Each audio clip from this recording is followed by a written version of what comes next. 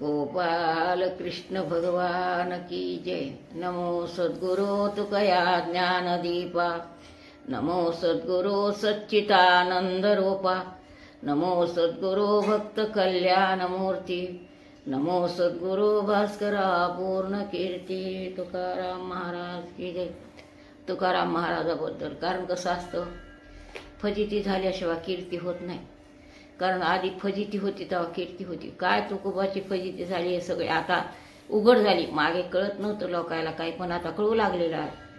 कारण एकदा काय झालं, तुकोबाची असणाऱ्या जिजाबाई आपल्या दळून कांडून कसं केलं असताना आजच्या काळात तर ती कोणी उभा टाकायची नाही त्या नवऱ्याजवळ। खरं काला सांगायचं म्हणजे खरं बोललं की राग येतो, पण खरंच येते।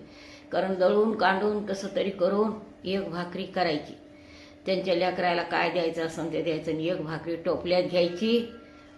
आणि तुकोबा कुठं असते तिथं हुडकीत जायची तुकोबाला। कारण त्यांना एवढा त्रास व्हायचा, उन्हाची वेळ असायची, त्यांना कुठं जागा नसायची, कुठं काय करा मागून त्या म्हणल्यावर मग त्यांनी सांगितलं की हातात माती घेऊन बघत जाय, आणि माती इठ्ठल इठ्ठल म्हणतात त्या डोंगरावर जात जाय। मागून सांगितलं, पण आधी त्यांना खूप त्रास झाला। कारण भोपळाभर पाणी आणि एक भाकरी टोपल्यात घालायची आणि घेऊन जायचं। असं करून करून भंडाऱ्या माळावर चालल्या त्या। भंडाऱ्या माळावर गेल्या तिथं, पण तिथं वाटाने जातात, पायात चप्पल नाही काही नाही, दिवस उन्हाळा, आणि एवढा करवंदीचा म्हणते बाबा, करवंदीचा काटा इकडं जे पायात मोडला ते वरी निघाला लागला, एवढा काटा मोडला। म्हणल्या काय रे बाबा काळ्या, असं केलं त्यांनी। आणि मग लागले तोंड एवढं केलं। आंबा माय म्हणल्या, खंडोबा राया पांडुरंगाला हाका मारली नाही त्यांनी खरंच। आंडू म्हणल्या खंडोबा राया आंबा माय असं त्या हाका मारायला लागल्या, पण पांडुरंगाला म्हणल्या नाही, काळ्या म्हणल्या त्याला। पण देवाला दया आली, कसा ते दयाळू तितकाच आहे, निकरंटही तितकाच आहे। पांडुरंगाला दया आली, माझ्या भक्ता करता ही भाकर घेऊन चाललेली, हिला एवढा मोठा काटा मारला, हिला बसताही नाही, हिच्या पायात चप्पल नाही, भोपळाभर पाणी लवडून गेलं, टोपलं एकीकडे गेलो, त्या पडल्या खाली।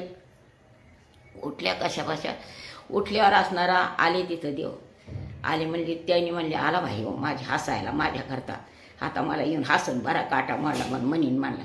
इकडं तोंड केलं तिकडं दिसायला दे, इकडं तोंड केलं इकडं दिसायला दे, मागं तोंड केलं मागं दिसायला, चौकडे दिसायला, म्हणजे पहा ना जिकडं पाहायला तिकडं आहेच म्हणले हो। कशामुळं अगं जिजे कशामुळं तशी करायलीस तू, मी तुझं काय केलंय? माझ्या तुझ्या नवऱ्याला वेळ लागलं नाही, म्या नाही लावलं, त्याची त्यानं लावून घेतलेलं आहे, म्या काही केलं नाही, तुला वाटत असं तसं नाही। बरं माझी तू लेक आहेस असे भगवान बोलू लागले, कारण दयाळू तितकाच भगवान। त्या ठिकाणी मला पाय घातला, तिला बोलले, तिला ती काही पाय देईन हातामध्ये, पण पांडुरंगाने गुडघ्यावर पाय धरलाय आणि काटा काढलाय तिचा पायातला। आणि काटा काढल्यावर ती म्हणली आता म्हणजे आला बाय आता, म्हणजे एकच भाकर, आणि ती भाकर गोळा करून घेतली, पाणी नाही भोपळ्यामध्ये, आता काय करावं करून गेली। डोंगरावर दोघं जण चाले, तिकं तुकोबाने पाहिलं, अरे बापरे म्हणले आज रात्र दिवस कसा काय बरोबर आला, कसं काय झालं म्हणले, अंधारण सूर्यच बरोबर आला, अरे बापरे कसं काय म्हणले, एखादा म्हणजे साप आणि एखादा माणूस कसं काय बरोबर आला। खूप दृष्टांत दिले तिथं त्यांनी, हे झालं कसं म्हणजे, एवढा सूर्य कसा बरोबर आला म्हणजे, असं त्यांना खूप आश्चर्य वाटलं। देव मागे त्या जिजाबाई पुढे आले, दोघं जण डोंगरावर आले। आता त्यांना वाटलं एकच भाकरी कशी वाढायची, काय करावं, मोठी चिंता असते बरं का ज्ञानजीवाला। ज्ञानी काहीतरी करतात, सोडून द्या, एवढी कीर्ती झाली तर आता तुकाराम महाराज की जेव, आता काय करायचं, त्यांची गेली तळमळी जीवन, आता करते तुकाराम महाराज ते कराय, पण फजिती झाल्याशिवाय कीर्ती होत नाही, ही गोष्ट नक्की। असे असणाऱ्या गेले तिथं जिजाबाई बसल्या, टोपल्यात भाकर होती, जे तुकोबा आले, तुकोबाला आनंद वाटला। जिजाबाई पांडुरंग आला जेवायला, आनंद वाटला। तुकोबाला इतकंसं दुःख वाटलं नाही, आलंच कसं म्हणजे आलंच कसं, असं त्यांना आश्चर्य वरचार वाटायला। आले तिथं, आता ती भाकरी एक टोपल्यातली काढली, वाढ म्हणले, त्याला अर्धी वाढ आणि मला अर्धी वाढ, असे असणारा देवाला। त्यांना एवढा आनंद झाला पांडुरंगाचा पाहून, त्यांना अर्धी भाकरी वाढली, यांना अर्धी भाकरी वाढली। पान टोपलं पुन्हा झाकून टाकलं, जशान तसं टोपलं झाकल्यावर, आणि म्हणले पाणी नाही, आता भोपळ्यात गेले।